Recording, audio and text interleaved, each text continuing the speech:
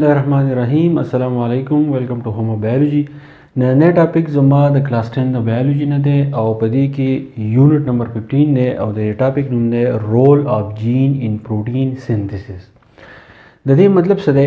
رول اف جین. چې کله موږ د جین خبره کوو نو ما تاسو ته ویلو چې کله د جین د ډي ان اے خبره کوئ نو په خلیه کې به تاسو ځئ نیوکلس ته.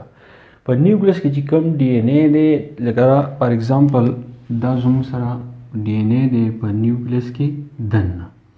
نو دا جین چې شی دی که فرض که دا ډي ان اے زه ټوټې ټوټې کم فار ایگزامپل د دې نه زه داسې یو ذره راولم دونه حصه نو د دونه حصې ته به مونږ وایو چې دا چې شی دی دا جین دی. د دې ټاپک مطلب څه دی؟ د دې ټاپک مطلب دا دی چې دا جین چې دی دا چې کله په دې سیل کې د پروټین جوړیږي نو د دغې پروټین په جوړولو کې د دې جین څه کردار دی؟ اوس پروټین ضرورت څه دی؟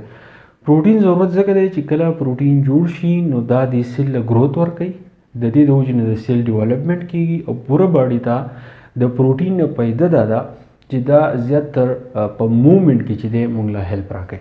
خو اوس په دې ټاپک له راشو چې د جین کردار په پروټین سینتھسس کې څه دی نو دا یاد ساتئ چې کله موږ پروټین سینتھسس وایو نو په دا همیشه زموږ سره په دوو سټیپونو باندې زموږ سره کیږي.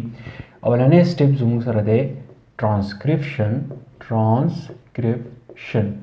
او دویمه سټیپ په دې کې زموږ سره دی ټرانسلیشن. دا چې کله زه تاسو ته په سیکنډ ایئر بیولوژي کې کوم نو هغه به زه تاسو ته ډېر زیات په تفصیل باندې وکړم. اوس د میټرک په لیول چې دا رول اف جین پروټین سینتھسس دا څنګه دی په دې باندې ځان لږ پوه کړئ په غور وغور چې تاسو پوه شئ. نو اولنی سټیپ په دې موږ راوالو ټرانسکرپشن. چې ټرانسکرپشن چې دی دا څه ته وایي؟ نو ټرانسکرپشن به موږ شروع کوو موږ به دا خبره وکړو چې کوم ډي ان اے زموږ سره دی چې کله ټرانسکرپشن موږ شروع کوو نو موږ به لاړ شو ډي ان اے ته. نو ډي ان اے ته که موږ وګورو نو ډي ان اے نیچرلی الله پاک داسې پیدا کړی چې دا زموږ سره ډبل سټرینډ دي او دې ته چې دی موږ زیپ شکل چې دی دا ورته وویلی شو.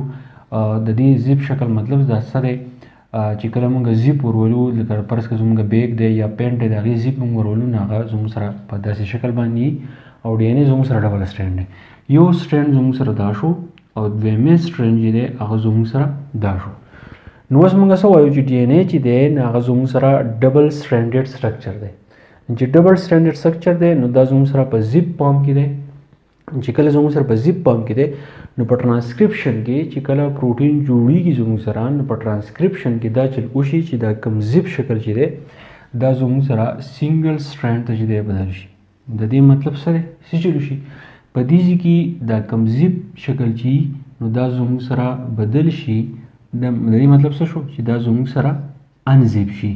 یعنی ډبل سټرینډ ډي ان اے زموږ سره دلته زیپ شکل نو د دې دا زیپ شکل چې دی دا ختم شي دا زموږ سره انزیپ شي. اوس چې دا کله انزیپ شي نو یو سنګل سټرینډ زموږ سره دا شو او بل سنګل سټرینډ چې دی هغه زموږ سره دا شو. نو اوس په دې کې څه چل شي؟ په دې کې دا یو سټرینډ یا دا زموږ سره شو یا زموږ سره دا شو. دې ته به مونږ ووایو ټمپلیټ سټرینډ. ټمپلیټ سټرینډ مطلب څه دی؟ ټمپلیټ سټرینډ مطلب دا دی چې دا هغه سټرینډ دی چې د دې نه به اوس یو بل سیس جوړیږي. هغه بل سیس چې د دې نه جوړیږي نو هغې ته مونږ څه وایو؟ آر ان اے یعنې رایبو نیوکلیک ایسډ. په دې باندې ځان پوه کړئ. اول په سره ډي ان اے چې دی ډبل سټرینډ و دا دواړه سنګل سټرینډ ته بدل شو نو په دې کې د یو سټرینډ ته مونږ ووایو ټمپلیټ سټرینډ. ټمپلیټ سټرینډ هغه سټرینډ دی چې د هغې نه به زموږ سره جوړیږي آر ان اے. خو اوس آر ان اے ته جوړیږي خو هلته کې د آر ان اے زموږ سره ځانه په خپله باندې درې قسمونه دي. نو د دې نه چې کوم آر ان اے زموږ سره جوړیږي نو هغې ته مونږ وایو میسنجر آر ان اے. اوس د دې نه میسنجر آر ان اے چې دی دا زموږ سره جوړ شو نو دا سټیپ چې زموږ سره کوم یو دی نو دې ته مونږ وایو ټرانسکرپشن. بس ساده الفاظو کې درته وایم ټرانسکرپشن څه ته وایي؟ ډي ان اے زموږ سره ډبل سټرینډ دی. دا ډبل سټرینډ چې دی دا زموږ سره ختم شي. دا څنګه ختمیږي؟ د دې په منځ کې زموږ سره ایډنین او تایمین او ګوانین او سایټوسین د دې په منځ کې زموږ سره باڼې هغه باڼ چې دی ختم شي دا سنګل سټرینډ ته بدل شي. د یو سټرینډ ته موږ ټمپلیټ سټرینډ وایي. د هغې نه آر ان اے جوړیږي. کم آر ان اے ته جوړیږي؟ میسنجر آر ان اے. چې کله میسنجر آر ان اے زموږ سره جوړ شو نو موږ دا ووایو چې دا اوس څه دی؟ دا ټرانسکرپشن دی. اوس به موږ راشو ټرانسلیشن ته چې ټرانسلیشن چې دی دا څه ته وایي؟ قصه څه ده؟ دا ټرانسکرپشن چې زموږ سره کیږي نو دا ټول پروسس زموږ سره پس کیږي فرض که زه ووایم چې دا زما سره سیل دی او په دې سیل کې چې دی دننه نیوکلس چې دی هغه موجود دی. چې کله نیوکلس موجود دی نو په دې نیوکلس کې چې دا کم پروسس کیږي نو دا زموږ سره ټرانسکرپشن دی. خو چې اوس کله دا ټرانسلیشن کیږي نو دا ټرانسلیشن چې دی دا به زموږ سره کیږي په سایټوپلازم کې.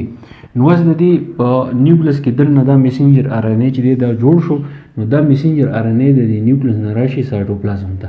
دا اوس یاد ساتئ. دا ته په ترتیب باندې لیکم چې میسنجر آر ان اے چې زموږ سره کم دی نو د څه ته راغی دی راغی سایټوپلازم ته. چې کله دی سایټوپلازم ته راغی نو په سایټوپلازم کې به دی څه کوي لکه دا میسنجر آر ان اے چې دی دا په سایټوپلازم کې زموږ سره بالکل پریلی ګرځي. آیا دی به موومنټ کوي که نه دی به د چا سره میلاویږي. نو دا خبره یاد ساتئ چې کله میسنجر آر ان اے سایټوپلازم ته راغی نو په سایټوپلازم کې موږ ویلو چې دلته کې زموږ سره ارګنلز چې دي نو هغه زموږ سره څه دي موجود دي. نو په ارګنلز کې دا میسنجر آر ان اے چې دی راشي او دی رایبوسوم ته چې دی ځان اټیچ کړي او چې کله رایبوسوم ته ځان اټیچ کړي نو اوس په دې کې یاد ساتئ دا زموږ سره رایبوسوم شو او د ده سره څوک دی د ده سره میسنجر آر ان اے دی. نو اوس د دې پورې وشو. ښه د دې نه بعد څه وشي په دې سایټوپلازم کې زموږ سره د آر ان اے یو بل قسم ګرځي چې هغې ته مونږ وایو ټرانسفر آر ان اے. په دې ټرانسفر آر ان اے کې څه خصوصیات دي؟ په دې ټرانسفر آر ان اے کې دا خصوصیات دي چې د ده سره امینو ایسډ دي. هغه امینو ایسډ دي چې هغه مختلف قسم پروټین چې دی هغه جوړوي. نو اول په سر زموږ سره دا رایبوسوم او دا میسنجر آر ان اے چې دی دا میلاو شوي دي. رایبوسوم په سایټوپلازم کې موجود دی. میسنجر آر ان اے د ټرانسکرپشن په موده سره په نیوکلیس کې جوړ شوی سایټوپلازم ته راغی نو دی راولګېد او دی رایبوسوم سره اټیچ شو. نو په ټرانسلیشن کې څه چلو شي دا کم ټرانسفر آر ان اے چې دی کم چې زموږ سره په سایټوپلازم کې موجود دی دی راشي دی رایبوسوم ته ځان اټیچ کړي. خو چې کله رایبوسوم ته ځان اټیچ کوي نو سپیسیفیک امینو ایسډ راوړي. امینو ایسډ چې دی امینو ایسډ چې دی دا بلډینګ بلاکس دي د پروټین. لکه څنګه چې مونږ وایو چې سیل از د بلډینګ بلاک اف د لیوینګ باډي. نو دا څه چلو شي دا ټرانسفر آر ان اے ولګي د امینو ایسډ راوړي رایبوسوم نه او چې کله رایبوسوم نه راوړي نو دا درېونه په جمع باندې ولګي سره د امینو ایسډ او د دې نه چې دی بیا وروسته پروټین چې دی نه هغه جوړیږي. نو د کلاس 10 په بایولوژي کې رول اف جین پروټین سینتھیسس چې دی نو هغه زموږ سره هغه زموږ سره په دې قسمه دی. اوس مونږ جین وایو خو دلته ما د ډي ان اے باسو کو نو ما تاسو ته وایي چې کله مونږ ډي ان اے ذره ذره کو نو چې کله زموږ د جین راوالو نو هغه به زموږ سره دی. نو دا زموږ سره څه شو په دې ټرانسلیشن ته بیا وایم چې میسنجر آر ان اے کله په نیوکلیس کې جوړ شي دی راغی سایټوپلازم ته.